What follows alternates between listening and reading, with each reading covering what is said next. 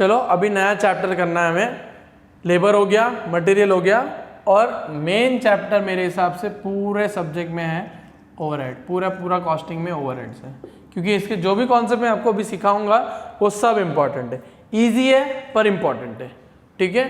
तो ये पूरा चैप्टर ऐसा है कि आपको पूरा चैप्टर करना पड़ेगा। आप उसमें लेबर में आप टेलर भाई का, मेरिक का, वो सबका अगर आप नहीं भी करो ना, भूल भी जाओ तो कोई मतलब नहीं बनता, बट इसका आपको सब याद रखना पड़ेगा। पहला कॉन्सेप्ट जो है वो है प्राइमरी डिस्ट्रीब्यूशन और सेकेंडरी डिस्ट्रीब्यूशन, ठीक है। क्या होता है मैं आपको सब में समझा दूंगा, इसका कोई कॉन्सेप्ट नहीं, मतलब आपको एक्सप्लेनेशन की ज़रूरत नहीं है, क्योंकि ईजी है, बहुत ईजी है। आपको मैं एक सम सिखाऊंगा, आप पूरे सम कर सकते हो इजीली, ठीक है। Illustration number 2, a factory has 3 production department, 2 service department. 3 production department है और 2 सर्विस डिपार्टमेंट है, okay. The following overheads and other information are extracted from the books. Rent है 6000, repair 3600, depreciation, lightning, supervision, fire, ये वो, ठीक है। फिर नीचे क्या दिया है, अलोकेशन बेसिस दिया है। Area square feet, production department ने कितना लिया है 400 स्क्वायर फीट, 2 ने लिया है 300, 3 ने लिया है 270, सर्विस डिपार्टमेंट के फर्स्ट वाले ने लिया 150 और 80, number of workers 54, 48, 36, 24, 18, wages 18,000, 15,000, 12,000, 9,000, 6,000, value plant का, स्टॉक वैल्यू और हॉर्स पावर ऑफ प्लांट, ठीक है। क्या पूछा है, अलोकेट और apportion the overheads among the various departments on suitable basis, ठीक है। मतलब क्या बोला है, जितने भी ओवरहेड्स हुए उसको अलोकेट करो, ठीक है। जैसे हम लोगों ने जॉब में जैसे अलोकेट किया, बस इसमें भी वैसे अलोकेट करना है, ठीक है। तो कितने डिपार्टमेंट हैं, प्रोडक्शन डिपार्टमेंट 2 है, 3 है, ठीक है, और सर्विस डिपार्टमेंट 2 है, ओके। पहले इसको लाइन मार दो,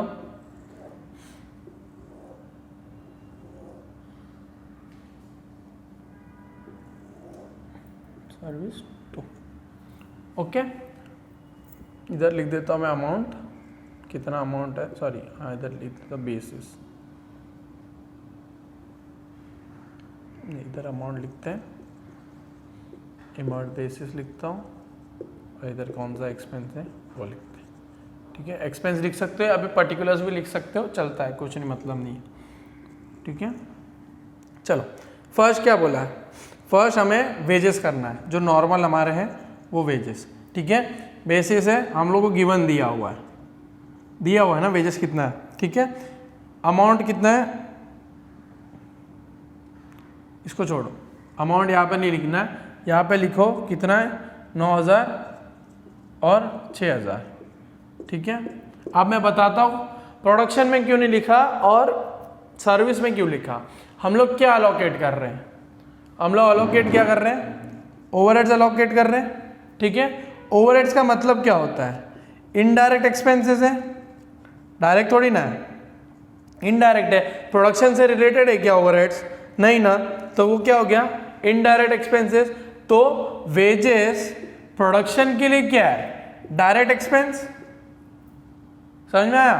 तो इसीलिए ओवरहेड्स यहाँ पे, वेजेस यहाँ पे नहीं होते, क्योंकि ओवरहेड्स का मतलब क्या हो गया इनडायरेक्ट। तो हम लोग यहाँ पे जो भी अलोकेट कर रहे हैं वो क्या कर रहे हैं, इनडायरेक्ट एक्सपेंसेस अलोकेट कर रहे हैं, ठीक है। तो सर्विस डिपार्टमेंट में हम लोग ने क्यों किया, अब प्रोडक्शन डिपार्टमेंट है, ठीक है। ऑफिस में सर्विस मतलब ऑफिस ही हुआ, सही, ठीक है। तो प्रोडक्शन डिपार्टमेंट के लिए जो भी ऑफिस एक्सपेंसेस है वो सब क्या हो गए, इनडायरेक्ट हुए, प्रोडक्शन से रिलेटेड थोड़ी ना है, प्रोडक्ट बनाने के लिए थोड़ी ना ये सर्विस डिपार्टमेंट के वेजेस देने पड़ रहे हैं, समझ में आ गया। इसीलिए याद रखना, वेजेस हो गया, मटेरियल कॉस्ट हो गया, ठीक है। मटेरियल तो मोस्टली नहीं आएगा, क्योंकि मटेरियल इसी के रिलेटेड होता है, इससे रिलेटेड होता ही नहीं है। तो वेजेस मोस्टली यही आएगा, वेजेस हो गया, या फिर डायरेक्ट एक्सपेंसेस हो गए, ठीक है। डायरेक्ट एक्सपेंसेस इसके नहीं आएंगे, इसके आएंगे, ठीक है। इसीलिए यहाँ पे क्या बोलते हैं, वेजेस सिर्फ और सिर्फ सर्विस डिपार्टमेंट का अलोकेशन होता है, प्रोडक्शन डिपार्टमेंट का अलोकेशन नहीं होता है। क्यों, क्योंकि हम लोग ओवरहेड्स अलोकेट कर रहे हैं, ओवरहेड्स इनडायरेक्ट एक्सपेंसेस है, और इसीलिए हम लोग प्रोडक्शन में वेजेस नहीं लिखते। सेकंड आ जाओ, रेंट। रेंट कितना हमारा 6,000 रुपया। अलोकेशन देख लो, एरिया स्क्वायर फीट, रेंट हमेशा एरिया स्क्वायर फीट पे होगा भाई। रेंट किस पे लग रहा है, घर के लिए या वेयर हाउस के लिए, जो भी, वो किस पे मापते हैं, एरिया स्क्वायर फीट पे। ठीक है, दिया हुआ है, मैं यहाँ पे लिख भी सकते हो 4:3 नहीं सॉरी 40:30:27:15:8। ठीक है, इस वे में अलोकेट होगा 40:30:27:15:8। ठीक है, यहाँ पे डायरेक्ट अलोकेशन मैं लिख दे रहा हूँ 2000, 1500, 1350, 750 और 400। ठीक है, नेक्स्ट क्या है, रिपेयर्स। रिपेयर किसका होगा, सीधा सीधा सिंपल सा बात है, मशीनरी का ही रिपेयर होगा। ठीक है, तो वैल्यू ऑफ प्लांट कितना है, वैल्यू ऑफ प्लांट के बेसिस पे लिखेगा इसको, वैल्यू ऑफ प्लांट। ठीक है, तो उसको एलोकेट कर दो, 72 है तो हाँ 72:54:48:6 उसमें एलोकेशन हो जाएगी। कितना अमाउंट है हमारा रिपेयर का, 3600। ओके, तो 3600 किस में एलोकेट होगा, 1440, 1080, 960 और 960 और 120। ठीक है, इसमें कुछ नहीं है क्योंकि इसमें दिया है, प्लांट ही नहीं है भाई के पास। फिर depreciation, simple value of plant ही होगा ये, क्योंकि बाय डेप्रिसिएशन प्लांट का ही निकालोगे। कितना है, 2700। ओके, 2700 को उसके डेप्रिसिएशन क्या बोलते हैं, वैल्यू ऑफ प्लांट से अलॉकेट कर दो। कितना आएगा, 1080, 810, 720 और 90। ठीक है, उसके बाद में लाइटिंग किस में करोगे तुम, वेयर हाउस में ही करोगे, तो एरिया स्क्वायर फीट। ठीक है, कितना अमाउंट है, 600 रुपया। 600 रुपया अलॉकेट करो। ठीक है, समझ में आ गया। फिर क्या है, सुपरविजन किस पे करोगे, सुपरविजन कितने, नंबर ऑफ वर्कर्स पे होगा। ओके, नंबर ऑफ वर्कर्स पे 9000 होगा। नंबर ऑफ वर्कर्स कितने, 54, 48, 36, 24, 18। सुपरविजन यानी कि मतलब एक बंदा ही सुपरवाइज कर रहा है ना, तो उसको वेजेस समझ लो, ये सुपरवाइज करने के वेजेस है। तो कितना है उस हिसाब से डिवाइड कर लो। 9000 में आएगा 2700, 2400 टट। ठीक है, उसके बाद में फायर इंश्योरेंस किसका लोगे तुम, स्टॉक का ही लोगे। ठीक है, तो उस हिसाब से डिवाइड कर लो। कितना फायर इंश्योरेंस, 3000 इसको इसमें डिवाइड कर लो। ठीक है, स्टॉक वैल्यू दिया है 45:27:80, मतलब इसमें आएगा, इन दोनों में नील बटे सन्नाटा। ठीक है, ESI कंट्रीब्यूशन, ये भी वेजेस भी होगा। ठीक है, इतना याद रखना। अभी देखो ESI कंट्रीब्यूशन क्या हो गया, एम्प्लॉय सिक्योरिटी स्टेट इंश्योरेंस, जो हम लोगों ने अभी लेबर में किया था। ठीक है, वो किस पे होता है, वेजेस पे होता है। वो हम लोग कभी भी कर रहे थे, किस पे कर रहे थे, बेसिक पे कर रहे थे, बेसिक वेजेस। ठीक है, वो नंबर ऑफ वर्कर्स पे नहीं होगा। ठीक है, समझ में आ गया। तो जितने भी वेजेस है, जितने भी क्या बोलते हैं ESI का है, वो नंबर ऑफ वर्कर्स पे नहीं होता, किस पे होता है, जो वेजेस का अमाउंट है वो। तो वेजेस का अमाउंट क्या है अपना, 18:15:12:9:6। ठीक है, तो उसको कंट्रीब्यूट कर लो। 900, 270, 225, 180, 135, 900 पूरा है, 900 पूरा है। तो 270, 225, 180, 135 और 90। ठीक है, ये याद रखना। इसमें एक ही 2-3 इंपॉर्टेंट बात बताऊंगा, रुक जाओ समझने दो। फिर पावर किस पे होगा, हॉर्स पावर पे होगा। ठीक है, हॉर्स पावर पे अलॉकेट कर दो 60:40:15:5। ठीक है, उसको अलॉकेट कर दो। उसके बाद में टोटल निकाल दो, टोटल इसका टोटल, इसका टोटल, इस पूरे का टोटल और इस पूरे का टोटल। ठीक है, तो आंसर आ जाएगा। ओके, समझ में आ गया। तो प्राइमरी डिस्ट्रीब्यूशन मैं आपको बता देता हूं।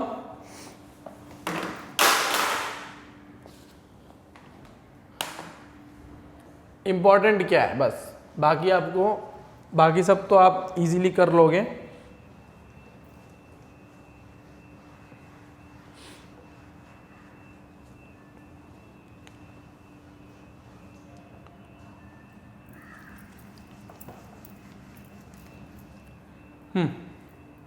सो प्राइमरी डिस्ट्रीब्यूशन आपने देख लिया, क्या डिस्ट्रीब्यूट कर रहे हैं हम लोग, ओवरहेड्स डिस्ट्रीब्यूट कर रहे हैं। ओवरहेड्स क्या है, इनडायरेक्ट एक्सपेंसेस है, ठीक है।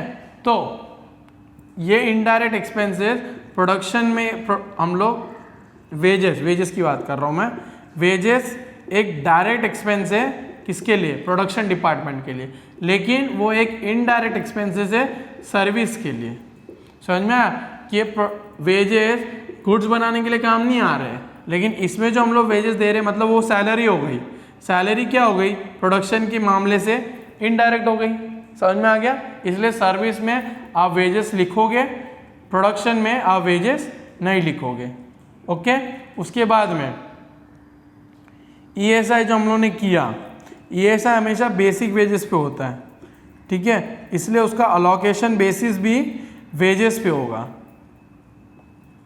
ठीक है, उसका नंबर ऑफ वर्कर्स पे नहीं होगा, इतना याद रखना। और ऊपर दिया हुआ है कि कौन से में किसको किस में से अलोकेट करना है, ठीक है, तो भी याद नहीं रहेगा तो मैंने ये बता दिया, ये याद रखना है। बाकी तो पूरा सम इजी था और यही है पूरा सम, सिर्फ एक अभी सेकेंडरी डिस्ट्रीब्यूशन बाकी है वो करेंगे और उसके बाद में ये पूरा ओवरहेड्स का कॉन्सेप्ट मतलब प्राइमरी और सेकेंडरी डिस्ट्रीब्यूशन कॉन्सेप्ट खत्म हो जाएगा। क्वेश्चन नंबर 17, इसमें प्राइमरी और सेकेंडरी डिस्ट्रीब्यूशन है, तो ये सम करने के बाद में हमारा ओवरहेड्स खत्म हो जाएगा, मतलब ओवरहेड्स का डिस्ट्रीब्यूशन खत्म हो जाएगा। 3 production department 2 service department, expenses दिए हुए हैं, उसका अलोकेशन बेसिस भी दिया हुआ है, ठीक है। उसके बाद में प्राइमरी डिस्ट्रीब्यूशन करना है और सेकेंडरी डिस्ट्रीब्यूशन करना है। Okay.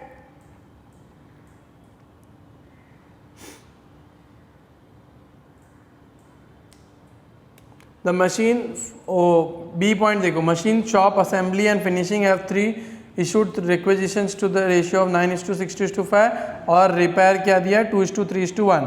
Prepare the secondary distribution on non reciprocal basis, ठीक है, डायरेक्ट डिस्ट्रीब्यूशन है ये, ठीक है। इसके अलग अलग मेथड्स होंगे, मैं डायरेक्ट डिस्ट्रीब्यूशन बता रहा हूँ आपको। नॉन रेसिप्रोकल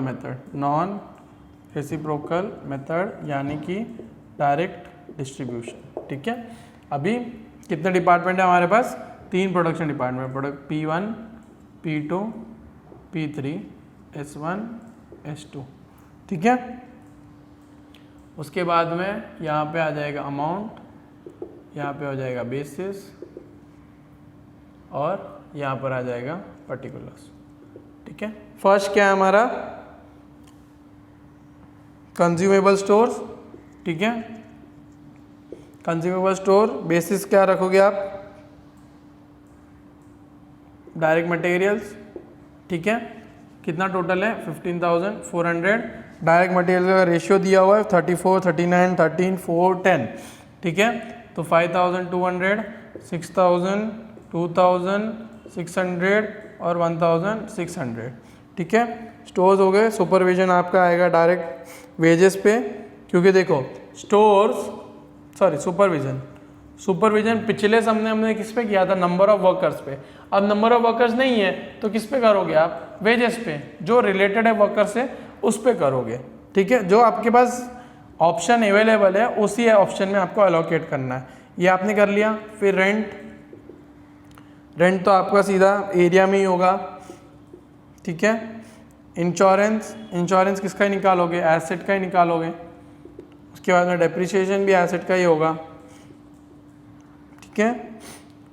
उसके बाद में power, horse power into hours into वो हॉर्स पावर में होगा, ठीक है। और लाइट एंड हीट, लाइटिंग किसका करोगे, एसेट का ही करोगे, सॉरी एरिया वेयर हाउस का ही करोगे, ठीक है। उसमें आप अलोकेशन कर दो, कितना, ये 10,000, ये 2,000, ये 30,000, ये 9,000, और ये 4000, ठीक है। इसको पूरा आप अलोकेट कर लो, ठीक है। उसके बाद में आपको आएगी वैल्यू लास्ट में कितना आएगी, इसको P1 में आएगी 35,500, P2 में आएगी 31,900, 14,800, 5,000 और 6,000, ठीक है। इतना हो गया, इतना समझ में आ गया, इतना नॉर्मल ही है। अब सेकेंडरी डिस्ट्रीब्यूशन करना है, सेकेंडरी डिस्ट्रीब्यूशन करना है, ठीक है।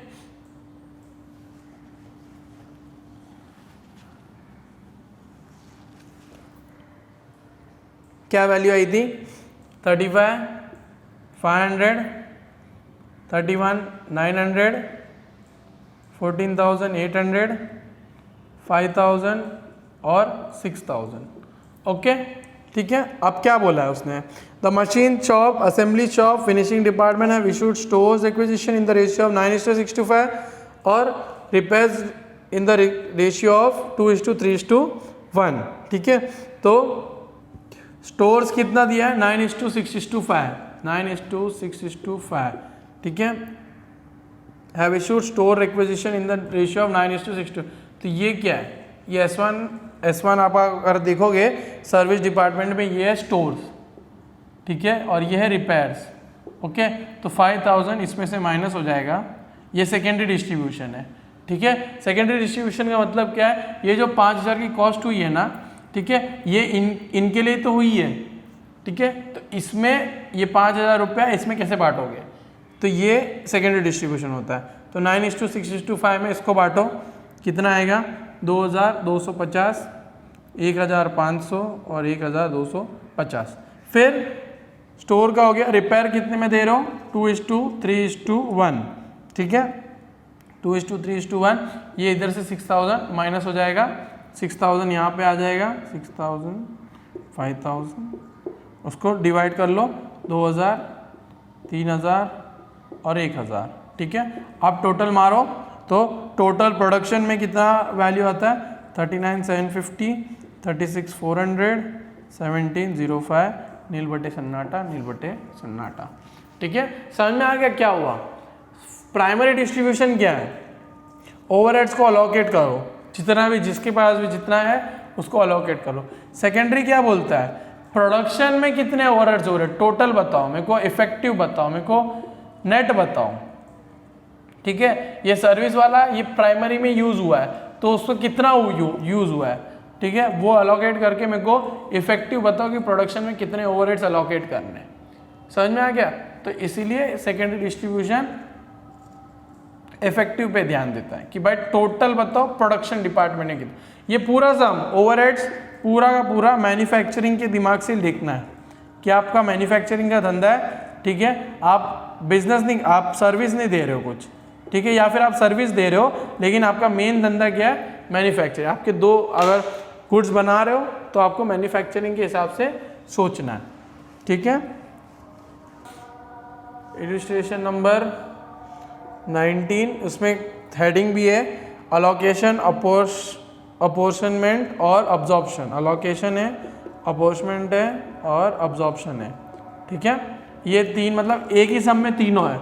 और नेक्स्ट उसके बाद में इलस्ट्रेशन 20, अगर आपको हेडिंग चाहिए तो super class company limited, super class company limited, ये इसके सम का है और ये राधा एंटरप्राइजेज है, ठीक है, ये राधा एंटरप्राइजेज है। तो ये दो सम अगर आप सॉल्व करोगे तो आपको पूरा ओवरहेड्स प्रॉपरली हो जाएगा। तो ओवरहेड्स में स्टार्टिंग कॉन्सेप्ट क्या था, प्राइमरी डिस्ट्रीब्यूशन और सेकेंडरी डिस्ट्रीब्यूशन, बस इतना ही था। प्राइमरी आपको समझ में आ गया होगा कैसे अलोकेट करते हैं। सर्विस डिपार्टमेंट में वेजेस अलोकेट होंगे, प्रोडक्शन डिपार्टमेंट में वेजेस अलोकेट नहीं होंगे। उसके बाद में आपने सेकेंडरी देखा किस रेशियो में बांटना है, तो उसी रेशियो में आपने बांट दिया, ठीक है। अब इसके बाद में मशीन आवर रेट। तो इसको चालू करने से पहले मैं आपको इसमें बता देता हूँ क्या होने वाला है, ओके। सो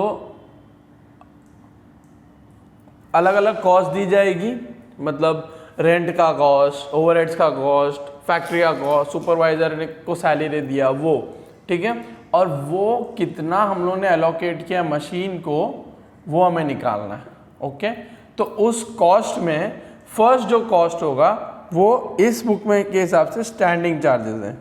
अब अगर आपको इसको नॉर्मली समझना है तो ये क्या होंगे, फिक्स्ड चार्जेस होंगे। ओके, फिक्स्ड चार्जेस होंगे, और जो दूसरे हैं वो है running charges. Okay, that is variable if you want to say it, otherwise it's running charges. Okay, हम जब यूज करेंगे तो हम स्टैंडिंग और रनिंग यूज करेंगे, फिक्स्ड और वेरिएबल नहीं यूज करेंगे। Okay, so there are two type of charges, एक होता है स्टैंडिंग चार्ज, एक होता है रनिंग चार्ज। ओके, तो हमें हर कॉस्ट को उस हिसाब से डिवाइड करना है, मतलब उस हिसाब से लिखना है कि स्टैंडिंग है या रनिंग है। अगर स्टैंडिंग है तो स्टैंडिंग में लिखेंगे, रनिंग है तो रनिंग में लिखेंगे। ओके, समझ में आ गया। इलस्ट्रेशन नंबर 24, अगर आपके पास दूसरी बुक है तो आप देख लो कौन सा टेक्स्ट बुक में आ गया, मैं बता देता हूँ। From the following information compute machine hour rate, इसमें कोई कंपनी का नाम नहीं दिया है, but the cost of machine is 44,000 अगर आपको सम ढूंढना है तो। Okay, cost of machine is 44,000, scrap is 4,000, rent for the 25,000 per annum, general lighting 160 per month, power consumption 20 units per hour, ₹20 for every 100 units, administrative expenses, repairs, workshop, estimated working time are, then setting up time which is regarded as productive time, effective life of the machine and so on। ठीक है, लेकिन वहाँ पे लिखा है machine occupies 1/4 area of the workshop and the supervisor is expected to devote 1/3 of his time in supervising the machine। ठीक है, ये समझ में आ गया। चलो let us start with computing machine hour rate. Okay, तो पहला हमें क्या लिखना है, स्टैंडिंग चार्जेस, मतलब फिक्स्ड चार्जेस जो भी होंगे उसको पहले अलोकेट कर दो, उसके बाद में हम क्या बोलते हैं एंड पर आर, ये हम लास्ट में करेंगे। इसको अगर आपको लिखना है तो लिख सकते हो, नहीं लिखना है तो नहीं भी लिख सकते हो, तो हम चलो नहीं लिखते, कोई बात नहीं। ओके, सो पहला है कॉस्ट ऑफ द मशीन, वो छोड़ दो। फर्स्ट है हमारा rent. Okay, so rent is 25,000 per annum, पूरे साल का रेंट है। ओके, बट नीचे क्या लिखा है कि the machine occupies 1/4 area of the workshop, मतलब वो सिर्फ 1/4 ही ऑक्यूपाई करता है, तो उसको अलोकेट कितना होगा, सिर्फ 1/4, उसके ऊपर नहीं, उसके नीचे नहीं। ओके, तो वैल्यू होगी 6,250। समझ में आया कैसे करना है अलोकेट, जितना मशीन ले रहा है उतना ही अलोकेट करना है कॉस्ट, बाकी सब कॉस्ट रेलेवेंट नहीं है हमारे लिए। ओके, नेक्स्ट है general lighting for the workshop. General lighting, okay, तो उसमें दिया है 160 पर मंथ, तो 160 पर month for 12 months. Okay, and कितना एरिया वो ऑक्यूपाई कर रहा है, ओनली 1/4, तो डिवाइड बाय 4। समझ में आ गया कैसे 4 आता है और मल्टीप्लाई बाय 12 आता है। Okay, next administrative expenses allocated to the machine, वो तो डायरेक्टली दिया है, administrative expenses, admin expenses. Okay, कितना दिया हुआ है इसमें, 4,000 पर एनम, तो 4,000 पूरे साल का। ओके, नेक्स्ट क्या है, repairs and maintenance 75% of the depreciation. ये क्या हो जाता है, रेगुलर नहीं है, फिक्स नहीं है। रिपेयर्स तो मतलब कभी हो सकती कभी नहीं हो सकती, तो ये कॉस्ट स्टैंडिंग चार्जेस, यहाँ पे मैं आपको लिख देता हूँ फिक्स चार्जेस, जो होना ही होना है, रेंट होना ही होना है, जनरल लाइटिंग होना है, एडमिन एक्सपेंसेस होना ही होना है। ओके, नेक्स्ट क्या है, वर्कशॉप सुपरवाइजर सैलरी,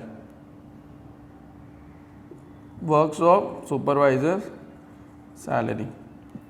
ठीक है, कितना है, 3,000 पर मंथ। ओके, तो 3,000 पर month for 12 months, divide by कितना एक्सपेक्टेड है वो डिवोट करना, 1/3, सो डिवाइड बाय 3। समझ में आ गया। आप ऐसे भी कह सकते हो 3,000 इंटू 12 मल्टीप्लाइड बाय 1/3। आपकी मर्जी जैसे करना है उस हिसाब से करो, जैसे आपको अच्छा लगे वैसा। Okay, so 3000 into 12 divide by 3 ये हो जाएगा 12,000 रुपीज़। ओके, नेक्स्ट क्या है, estimated working time per hour, ये हमें कैलकुलेट करना है। उसके बाद में setting up time is required as effective life of the machine is 10। Okay, so तो सब हो गया। तो total standing charges, okay, so कितना होगा ये टोटल स्टैंडिंग चार्जेस, आप कैलकुलेट करोगे तो आपको आएगा 22,700। ये आपका टोटल स्टैंडिंग चार्जेस हो गया। अब इसको पर आवर बेसिस में लिखना है, standing charges per hour. Okay, तो आपको देखो estimated working time per year कितना दिया है, 50 वीक्स का हम लोग काम करने वाले हैं और हर वीक में हम लोग 40 घंटे काम करने वाले। समझ में आ गया? तो 50 वीक्स इंटू 40 आवर्स ईच, तो आपको आंसर आएगा, यहाँ पे लिख देते हैं आवर्स, वर्किंग आवर्स, या फिर हाँ वर्किंग आवर्स, 50 इंटू 40 कितना होगा हमारा 2000। ओके, तो पर स्टैंडिंग चार्जेस पर आवर कितना होगा, स्टैंडिंग चार्जेस एससी मतलब स्टैंडिंग चार्जेस पर आवर कितना होगा 11.37। ओके, समझ में आ गया?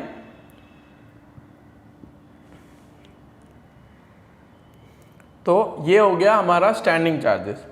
ओके, अब इसके बाद में हमें करना पड़ेगा रनिंग चार्जेस। रनिंग चार्जेस में वापस लिखना पड़ेगा मेरे को। सो समझ में आ गया स्टैंडिंग चार्जेस क्या होते हैं। स्टैंडिंग चार्जेस फिक्स चार्जेस होते हैं और हमें मशीन को जितना भी अलोकेटेड हुआ है उतना ही लिखना है, बाकी जो लिखा हुआ है वो लेना देना नहीं है। ओके, नाउ रनिंग चार्जेस, अब जो भी बच गया वो क्या हो जाएंगे, रनिंग चार्जेस। ओके, सो रनिंग चार्जेस पहला रन करने के लिए हमेशा मशीन चलानी पड़ेगी और मशीन क्या है, डेप्रिसिएशन होगा उसका। तो डेप्रिसिएशन कितना होगा, 44,000 की मशीन है भाई, 4,000 रुपया उसकी स्क्रैप वैल्यू है और एस्टिमेटेड लाइफ कितनी है 10। ओके, समझ में आ गया? तो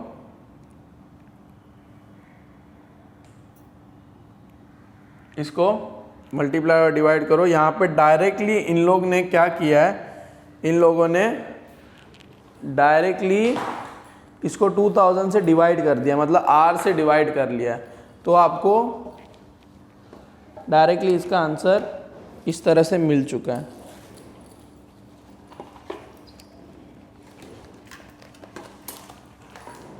बट हमें नॉर्मली जैसे पिछली बार किया था, ताकि आपका कॉन्सेप्ट जिस तरह से आप फ्लो कर रहे हो वो गलत ना हो। ठीक है, तो हम लोग डायरेक्टली नहीं लिखेंगे, हम यहाँ पे लिखेंगे 4000 होता है भाई, ये हो गया 4000। ओके, नेक्स्ट क्या है, क्या क्या बाकी था उसमें, पावर कंजम्पशन बाकी था और रिपेयर्स एंड मेंटेनेंस बाकी था। Repairs and maintenance is 75% of depreciation. Running charges आप ऐसा भी बोल सकते हो, वेरिएबल चार्जेस नहीं होते। मशीन को चलाने के लिए भाई कौन कौन से चार्जेस लगे स्पेसिफिक, देखो मशीन चलाया इसलिए डेप्रीशिएशन आया, मशीन चलाया तो उसके लिए रिपेयर्स एंड मेंटेनेंस आया। ओके, अब रिपेयर्स एंड मेंटेनेंस हो गया आपका। अब थर्ड पे जाते हैं। ओके, तो थर्ड है पावर। पावर में क्या बोला है, power consumption is 20 units per hour. Okay, and ₹20 पर 100 यूनिट्स। तो मतलब 20 यूनिट हर घंटे में 20 यूनिट होता है। ओके, तो आपको कितना लगता है, 20 रुपया पर 100 यूनिट्स। समझ में आ गया ये 20 कैसे आया, 20 क्या बोलते हैं यूनिट्स बनता है हर घंटे में, तो पर यूनिट वैल्यू आपने निकाल दी, क्योंकि आपको 100 यूनिट पे कितना कंजम्पशन हो रहा है, 20 का कंजम्पशन हो रहा है। ओके, अब यहाँ पर मल्टीप्लाइड बाय 1800 किया है। ठीक है, इसको क्यों किया गया मैं बताता हूँ आपको। आवर्स वर्क कितना है, आवर्स वर्क कितना है 2000, राइट 2000 आवर वर्क है। उसके में से आपको क्या लिखा है नीचे, setting up time which is regarded as productive time. Setting up मतलब क्या होता है, एक मशीन है आपकी, ओके उस मशीन को आपको चालू करने के लिए कुछ करना पड़ेगा, सेटअप करना पड़ेगा, उसको किधर लगाना पड़ेगा, या फिर उसको उसके मशीन को स्टार्ट करने के लिए फ्यूल डालो, कुछ भी डालो, लेकिन उसको सेटअप करने के लिए आपको टाइम लगेगा, ठीक है। उस सेटअप के टाइम पे आपका पावर कंजम्पशन नहीं हो रहा है, क्यों, क्योंकि आपकी मशीन तो बंद है, समझ में आ गया। तो जब आपकी मशीन बंद है तो वो जो सेटअप टाइम है वो क्या बोलते हैं, वो पावर कंज्यूम कर ही नहीं रहा है। तो जब वो पावर कंज्यूम कर ही नहीं रहा है तो उसको हमें माइनस करना पड़ेगा, क्योंकि हमें क्या चाहिए, पावर चाहिए। पावर कितने घंटे यूज हुआ है वो निकालना है ना। तो आवर्स वर्क 2000 घंटे तो काम किया, बट उस 2000 घंटे में 200 घंटे तो भाई बंद थी मशीन, तो असल में कितने घंटे काम किया है, 1800 घंटे, सही।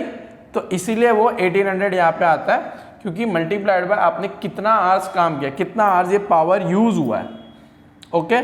तो 20 यूनिट्स हर घंटे में बनते हैं, पर यूनिट की वैल्यू आ गई, क्योंकि 20/100 करोगे 100 यूनिट्स पे आपको 20 रुपया मिलता है, ओके। तो एक यूनिट पे आपको कितना मिलेगा, तो ये उसकी वैल्यू, और मल्टीप्लाइड पे कितने घंटे किया आपने काम, वो आ गया। तो इसको मल्टीप्लाई डिवाइड करोगे तो आपको आंसर आ जाएगा 20 × 20 × 1800 डिवाइड बाय 100, आपको आएगा 7200, ओके। ये हो गया, इसको टोटल मारो 14,200, okay, divide by number of hours which is 2000 hours, and that is divide by 2000, and answer आपको सेम टू सेम आएगा 7.1, ओके। लास्ट में आपको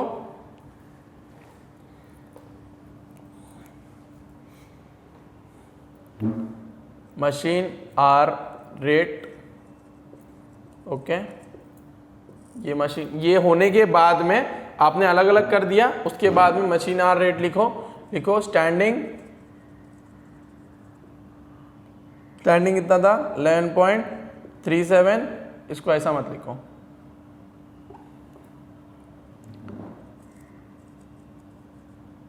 स्टैंडिंग 11.37, रनिंग 7.1, उसको प्लस करो कितना आएगा 18.47। तो ये क्या हो गया, machine hour rate, okay.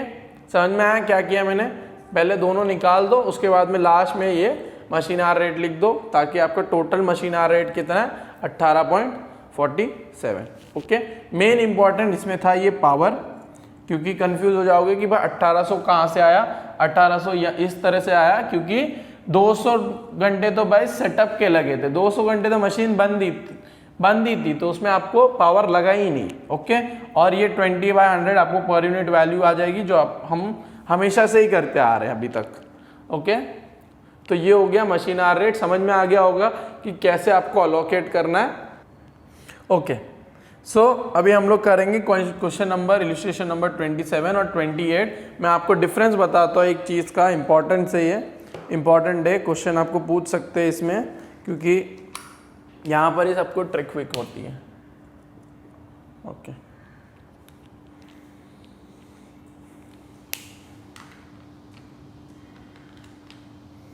So compute machine hours, okay.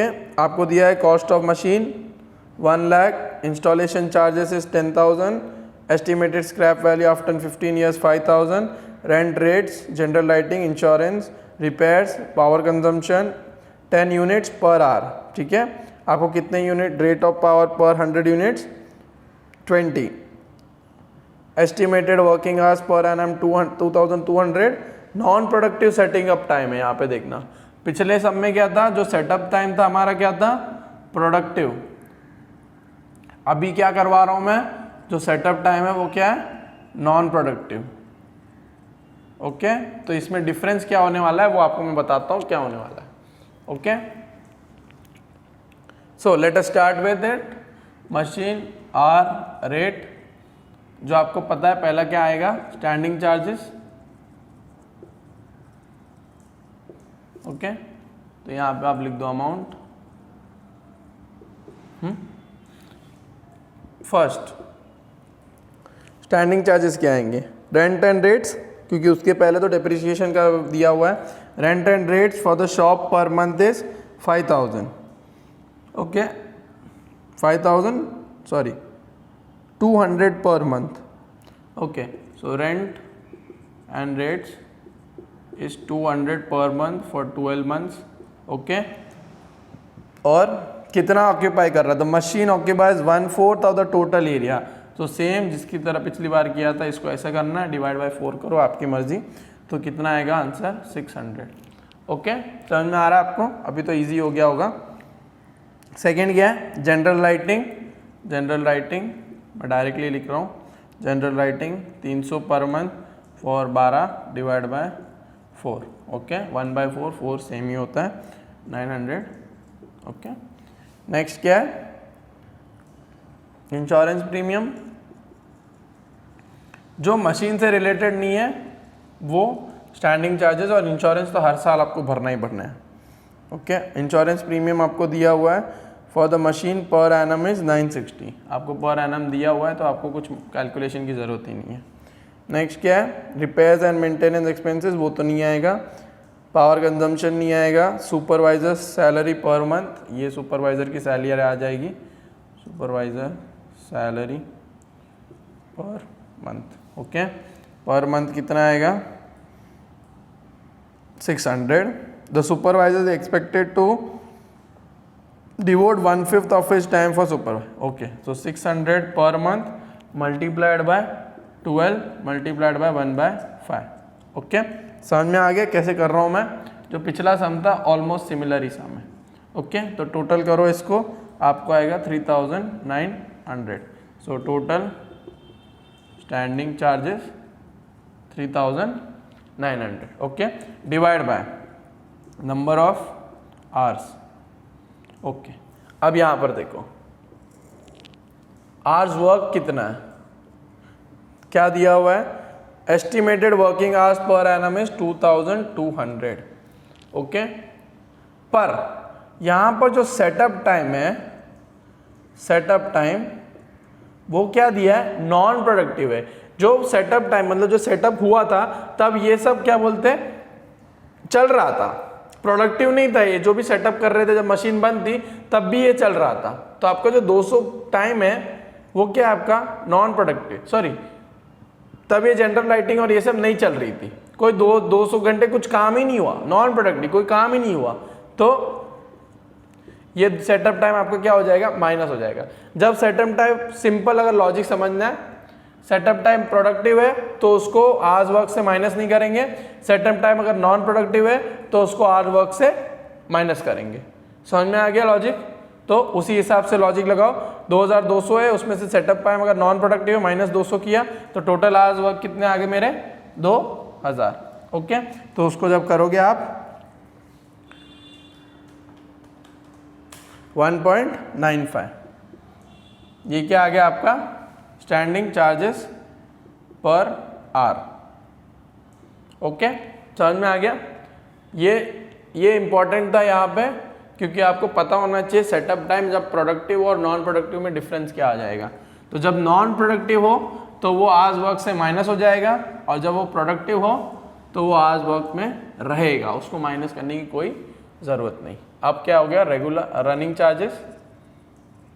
Okay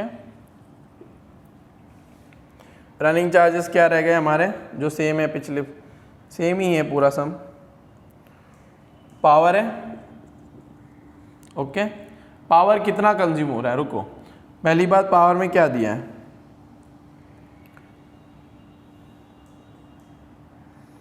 power consumption is 10 units per hour. Okay 10 unit per hour होता है. और रेट कितना दिया है, 20 रुपया दिया है हर 100 यूनिट पे. समझ में आ गया। तो अगर इसका आप कैलकुलेशन करोगे तो आपको ये क्या मिलेगा, पर यूनिट वैल्यू मिलेगी, जो हम लोगों ने पिछले सम में भी किया। पर यूनिट वैल्यू मिली कि पर यूनिट में कितना रेट लगेगा, उसको रेट से मल्टीप्लाई कर दो, सॉरी उसको यूनिट से मल्टीप्लाई कर दो, तो आपको मिल जाएगा आंसर।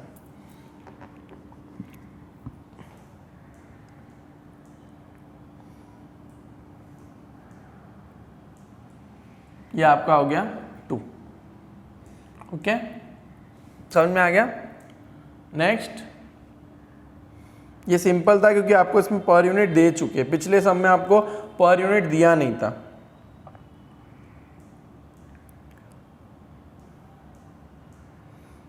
नेक्स्ट है हमारा डेप्रिसिएशन बाकी है, और आपका बाकी है repairs and stuff. Okay, so depreciation कर लेते हैं। 1 लाख आपका अमाउंट है, प्लस आप क्या और कर रहे हो, इंस्टॉलेशन चार्जेस वो भी इंक्लूड हो जाएंगे कॉस्ट में ही, मशीन के माइनस 5000 उसकी स्क्रैप वैल्यू डिवाइड बाय 15 साल। ओके, और यहाँ पर क्योंकि ये पर यूनिट में आ गया है, ठीक है, ये पर आवर में आ गया है। ओके, तो यहाँ पर मैं डिवाइड बाय 2000 भी कर रहा हूँ। ये क्या हो गया, ये कितना, ये इसके आवर्स है। ओके, तो ये 2000 आवर्स में पहले ही डिवाइड कर रहा हूँ, वरना मैं बाद में डिवाइड करता, बट बिकॉज यहाँ पर यूनिट ही है, ठीक है, तो पर आ रही है, सॉरी पर आ रही है, तो इसलिए फिर मेरे को कैलकुलेशन के लिए मैं ये सबको पर आवर कर रहा हूँ। ओके, समझ में आ गया। तो इसको आप कैलकुलेशन करोगे तो आपको आंसर आएगा 3.5। समझ में आ गया। अब नेक्स्ट क्या है, repairs and maintenance per annum is 1000, पूरे साल का 1000 डिवाइड बाय कितने घंटे, 2000 घंटे, तो उसको मल्टीप्लाई करोगे तो आपको आएगा 0.5। ओके, समझ में आ गया। आप इस तरह से भी कर सकते थे कि 10 यूनिट पर आवर, तो आपको कितना आ रहा है, 2। ओके, ये 2 रुपया पर आवर आ रहा है, कितने घंटे आपको आया, 2000, तो आपका वैल्यू आ जाता है इधर 4000। ओके, फिर यहाँ पर भी आप इसको इससे डिवाइड नहीं करते, और इसको आपको यहाँ पर एक अलग वैल्यू आती है, इसको अलग वैल्यू आती, उसके बाद में आप टोटल निकालते हैं, उसके बाद में divide by number of hours, यहाँ पर आप 2000 से डिवाइड करते हैं। ओके, जो हम लोगों ने पिछले सम में किया। इस सम में बिकॉज ये पर आवर ही आ गया, तो मैंने सबको पर आवर कर दिया।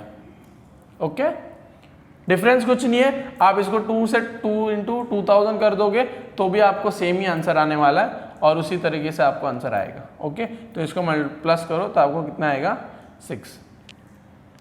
समझ में आ गया। इतना कुछ टफ है नहीं। तो अभी हाँ, मशीन आर रेट, ओके, क्या लिखोगे, ये क्या है, total total running hour rate, ठीक है, रनिंग आर रेट लिख दो, टोटल मत लिखो। और उसके बाद है फर्स्ट क्या लिखोगे, इधर स्टैंडिंग कितना था, रनिंग कितना हमारा 6, स्टैंडिंग कितना था 1.95, तो टोटल कितना हो गया 7.95। ओके, समझ में आ गया क्या किया मैंने,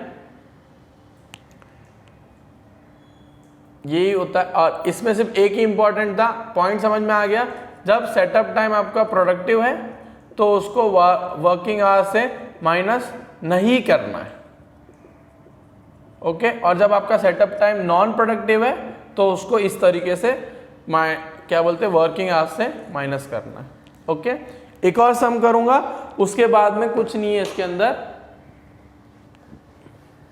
बाकी पूरा चैप्टर इजी है। मतलब एक और सम करने के बाद में पूरे वेरिएशंस हो जाएंगे कि क्या हो सकता है क्या नहीं हो सकता है, फिर प्रैक्टिस करना, क्योंकि क्या पता दूसरा कोई एक्सपेंस भी आ सकता है। अभी तक हम लोगों ने सिर्फ 7 एक्सपेंस किए जो सिमिलर टू सिमिलर ही थे, कोई डिफरेंस नहीं था वहाँ पे। ओके, ये पूरा कॉस्टिंग आपको प्रैक्टिस करना पड़ेगा, क्योंकि वो एक नया सब्जेक्ट है और आपको पता ही नहीं क्या होता है। समझ में आया? कॉस्टिंग इसलिए टफ हो जाता है क्योंकि वो आपके लिए नया है। अकाउंट इसलिए टफ नहीं होता क्योंकि आपको पता है जर्नल एंट्रीज क्या होने वाली है, क्या नहीं होने वाली है। ठीक है, तो इसलिए आपको प्रैक्टिस करना ज़रूरी है। अगर आप प्रैक्टिस नहीं करोगे तो आपका ये क्वेश्चन नंबर है आपका 28। मैं बुक कॉलेज में ही दे के आ गया अपने दोस्त को, वापस भूल गया मैं अभी। Machine hour rate, okay. अब देखो, फॉलोइंग अदर कॉस्ट दिया है, एस्टिमेटेड लाइफ दिया है, स्क्रैप वैल्यू दिया है। Estimated working hours are 50 weeks, 44 hour each. Time taken up in maintenance and setting up time, okay. However setting up time is regarded as productive time, तो वो minus नहीं होगा। Okay, समझ में आ गया? Power use during production is 16 units per hour at the rate 9 paisa per unit. No current is taken during maintenance or setting up time. The machine requires a chemical which is replaced at the end of the year. Cost of maintenance is this, supervisor salary, general work is this. Okay, तो पहले हम लोग standing charges निकालेंगे। Okay, standing charges सिर्फ दो ही है इसमें। पहला तो है सुपरवाइजर की सैलरी, सुपरवाइजर सैलरी, और सेकेंड है आपका general works allocated to the machine, general overheads. Okay, तो कितना है? Supervisor oversees the operation with 5 other identical machines. His weekly salary amounts to 5 others है ना भाई, his weekly salary amounts to ₹120। Okay, so 120 उसकी weekly salary. कितने week काम किया उसने? 50 वीक काम किया। ओके, समझ में आ गया? और कितनी मशीन में काम कर रहा है? 5 अदर्स। तो ये कौन सी मशीन होगी इसकी? 6। ठीक है, तो इसको 1/6 से डिवाइड कर लो।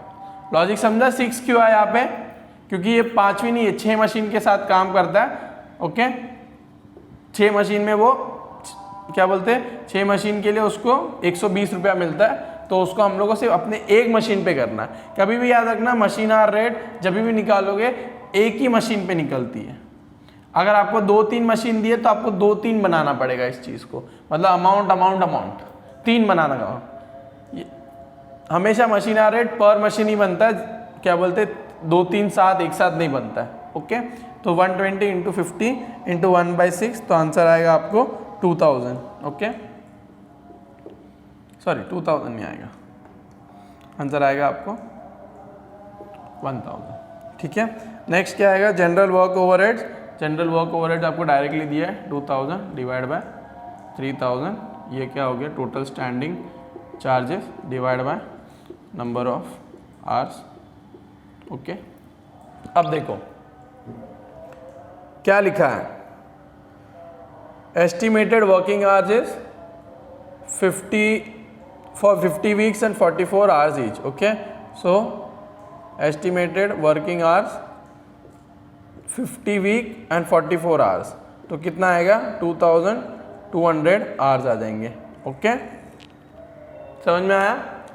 माइनस क्या लिखा है? Time taken up in maintenance, पूरा टाइम मेंटेनेंस में निकाल दिया। ठीक है, ये सेटअप टाइम नहीं है, ये अलग ही टाइम है, मतलब पूरा मेंटेनेंस करने में ही पूरा टाइम निकाल दिया। तो तुम लोग ने असल में कितना काम किया? जो आपका जो मेंटेनेंस का टाइम है वो है 200 घंटा, तो उसको माइनस कर दो, तो वो मेंटेनेंस टाइम है। ओके, तो कितना आएगा आपको आंसर? 2000 आवर्स। ओके, समझ में आ गया? इसमें आपने सेटअप टाइम माइनस नहीं किया है, आपने कौन सा टाइम माइनस किया है? Maintenance time. और याद रखना, मेंटेनेंस टाइम हमेशा आपको माइनस करना है, उसमें कोई प्रोडक्टिव और नॉन प्रोडक्टिव कुछ नहीं होता। सेट मेंटेनेंस टाइम मतलब कंपनी चालू की है, फैक्ट्री चालू की है, उसको मेंटेन करने के लिए आपको ये टाइम लगा। ओके, तो मेंटेन रहा तभी आपका सब कुछ बंद था। ओके, तो ये कितना हो गया? 2000, तो इसका आंसर आएगा 1.5। राइट, तो ये हो गया हमारा स्टैंडिंग चार्जेस पर standing rate per hour. Okay, समझ में आ गया लॉजिक क्या था?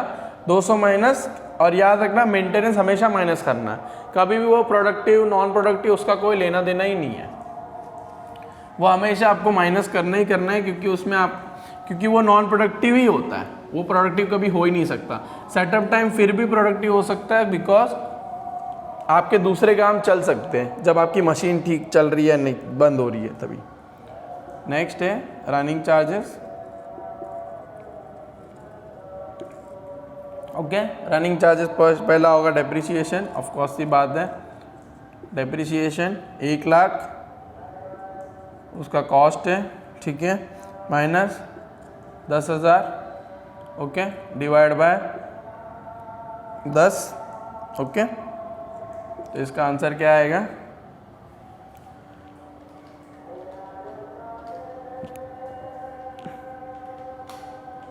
एक लाख माइनस 10 डिवाइड बाय 10, कितना आएगा answer? 9,000। Okay, next second, maintenance. Maintenance कितना है? आपको दिया हुआ है 1200 पर एनम, 1200, ओके। थर्ड क्या है? केमिकल रिक्वायर होता है। केमिकल क्या बोल रहा है? The machine requires a chemical which is replaced at the end of each week at the cost of ₹20, मतलब हर हफ्ते 20 रुपया लगता है, ठीक है। कितने हफ्ते हम लोग ने काम किया? 50। समझ में आया लॉजिक? 50 कैसे आएगा? 50 वीक काम किया है, एक वीक का 20 रुपया लगता है, तो 50 वीक का कितना लगेगा? ठीक है, 50 × 20, आपको आंसर आएगा 1000। ओके, सो नेक्स्ट क्या है हमारा? पावर। पावर का आपको दिया हुआ है कि power is 16 units per hour, okay, and 9 पैसे पर यूनिट। 16 × 9 पैसे पर यूनिट। 16 यूनिट्स आप पर आवर बनाते हो और 9 पैसे आपको पर यूनिट मिलते हैं। 0.9, सॉरी, 9 पैसे इज 0.09, सॉरी, तो 16 × 0.09, ठीक है। और कितने घंटे के लिए आपको मिल रहे हैं? 16 यूनिट्स आप बनाते हो पर आवर, और आपको पर आवर का कितना मिल रहा है? 0.9 पैसे। लेकिन आपने कितने घंटे तक ये काम किया है वो इम्पॉर्टेंट है। अब यहाँ पर देखो 2200 था, उसमें से आपने क्या कर लिया? मेंटेनेंस तो माइनस कर लिया, ओके, तो वो तो 200 माइनस हो गया, ये हो गया 2000। अब देखो सेटअप टाइम भी यहाँ पे माइनस होगा। पिछले सम में, फर्स्ट जो सम मैंने सिखाया है वो सम में देखना, उसमें मैंने आपको सेटअप टाइम माइनस किया क्योंकि उसमें पावर लगा ही नहीं था हमारा। ये पावर का कैलकुलेशन है, ये नॉर्मल वर्किंग आवर्स का कैलकुलेशन है, ठीक है। तो डिफरेंस यहाँ पर आपने देख लिया, इसलिए मैंने ये सम करवाया क्योंकि 2000 भी है और 1900 भी है, ओके। तो इसको आप मल्टीप्लाई बाय क्या करोगे? 1900, तो आपको आंसर आ जाएगा 16 × 0.09 × 1900, तो हमका आंसर आएगा 2736, ओके। ये टोटल मारो आप। समझ में आया लॉजिक? 16 घंटे, ये तो नॉर्मल है, ये तो आप कर लोगे कि भाई 16 यूनिट बना रहा हूँ और 1 घंटे में मेरे को 9 पैसा मिल रहा है, लेकिन कितने घंटे के लिए? ये इम्पॉर्टेंट है, ये इम्पॉर्टेंट है इस सम में। पिछले सम में ये इम्पॉर्टेंट था, यहाँ पर इम्पॉर्टेंट था जब वो सेटअप टाइम नॉन प्रोडक्टिव था, ठीक है। उसके पहले वाले सम में भी ये इम्पॉर्टेंट था, उसमें हम लोग ने 200 माइनस किया था। तो याद रखना, जो भी कैलकुलेशन मेन इंपॉर्टेंस मेरे हिसाब से ये आवर्स में ही होगा, और ये पावर आपको कैसे कैलकुलेट करते हैं वो होगा, ठीक है। तो इसको आप प्लस करोगे तो आपका आंसर आएगा 1000 plus 1200 plus 9000, 13,936 divide by number of hours, 13,936 divide by number of hours, number of hours कितने, 2000, इसको 2000 से डिवाइड करो, आपको आंसर आ जाएगा 6.97। ओके, बरोबर है आंसर 6.97। वहाँ पे मेरे को वीडियो में दिखेगा नहीं, इसलिए मैंने यहाँ पे लिखा है 6.97। ओके, समझ में आ गया। अब आप लिख दो machine hour rate. Okay, machine hour rate आप क्या लिखोगे, स्टैंडिंग कितनी थी, स्टैंडिंग थी आपकी 1.5 और रनिंग आपकी क्या हो जाएगी 6.97। ओके, तो इसको तब टोटल मारोगे तो 6.97 प्लस 1.5 इज इक्वल टू 8.47। समझ में आ गया। ये सम इसलिए मैंने लिया क्योंकि यहाँ पर कैलकुलेशन इंपॉर्टेंट है। ये पूरा आर्स का खेल है भाई। आर्स के खेल में अगर आपने सही कर दिया तो आपको सम तो बहुत ईजी है, बट आपको आर समझ में आना पड़ेगा। तो मैं आपको नॉर्मली लॉजिक समझा देता हूँ ताकि आप कभी भी भूलो ना। ओके,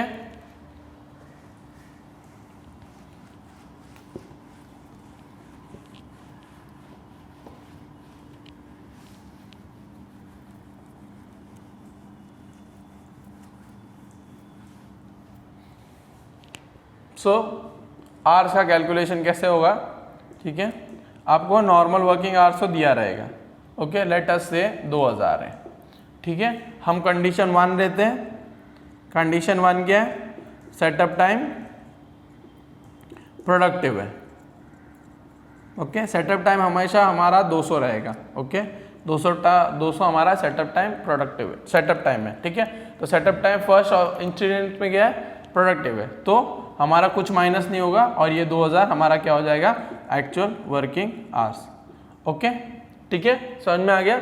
अगर सेटअप टाइम नॉन प्रोडक्टिव है तो ये 200 इसमें से माइनस हो जाएगा, तो एक्चुअल वर्किंग आवर्स क्या आएंगे हमारे, वर्किंग आवर्स 1800। ठीक है, क्वेश्चन में आपको सेटअप टाइम दिया है और आपको मेंटेनेंस टाइम दिया है, ठीक है। और सेटअप टाइम आपका नॉन प्रोडक्टिव है और मेंटेनेंस भी आपको दिया हुआ है। तो मेंटेनेंस आपको 100 दिया है, सेटअप आपका 200 है नॉर्मल, ठीक है। तो क्या करोगे आप, ठीक है। सेटअप आपका क्या है, नॉन प्रोडक्टिव है। सेटअप आपका क्या है, नॉन प्रोडक्टिव है और आपको मेंटेनेंस टाइम भी दिया है। ओके, तो वो दोनों माइनस हो जाएगा। ये 200 यहाँ पे माइनस होगा, 100 यहाँ पे माइनस होगा, तो आपको आएगा 1700, ठीक है। और पावर की कैलकुलेशन में भी सेम हो जाएगा। अगर आपको पावर करना है, ये आवर्स हो गया, अब हम लोग पावर करते हैं, ठीक है। पावर में सेटअप टाइम अगर प्रोडक्टिव है, ठीक है, अभी सेटअप टाइम प्रोडक्टिव है, उसमें मेंटेनेंस भी दिया है। चलो, सेटअप टाइम अगर आपका प्रोडक्टिव है तो भी वो माइनस होगा और मेंटेनेंस तो ऑफकोर्स सी बात है वो माइनस होना ही है, तो वो भी माइनस होगा।